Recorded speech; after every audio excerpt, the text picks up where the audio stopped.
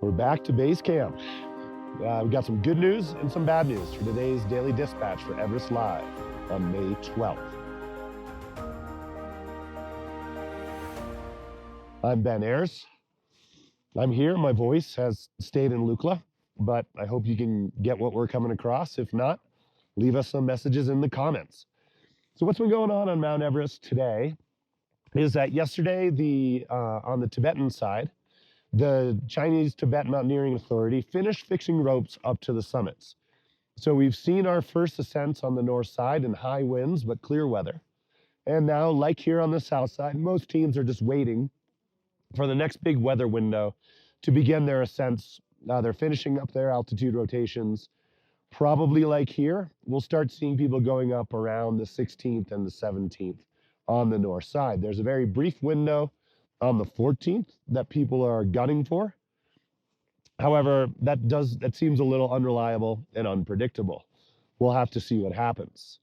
And some less fortunate news on Kanchenjunga yesterday, a 63-year-old French climber named Margareta Morin passed away on the mountain. This was her first 8,000-meter peak, and her cause of death is unknown. We send our love and regards to her family and friends, and unfortunately that marks now our documented, I think, third fatality for Western climbers in the mountains this season. Also on Kanchenjunga, there's a rescue underway at Camp 3 for a British climber who made it to the summit but is suffering from altitude sickness on the way down. We haven't heard any updates as to whether or not he's safe, but we believe by now that he's been able to be rescued as they brought him down, as a Sherpa team of rescuers brought him down to Camp 4 early this morning. There are a lot of teams up on the mountain right now, hiding out in Camp 2 and Camp 3, hoping, gambling that the weather forecasts might be wrong.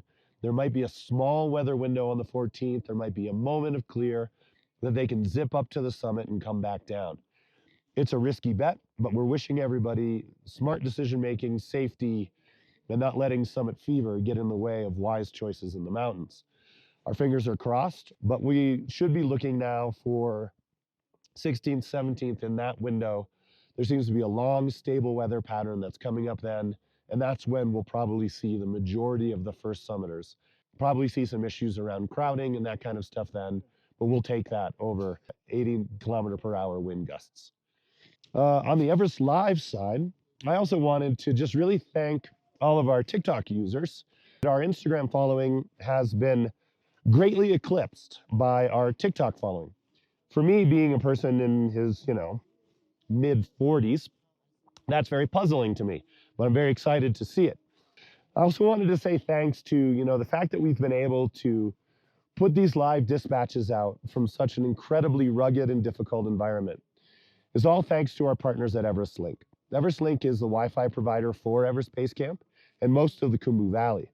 They've helped us with the technical setup and helped us make sure that we can get these out to you every day. So I just wanted to give a shout out to them and say thanks. That's Everest.Live for today, May 12th. Hopefully we'll talk to you tomorrow.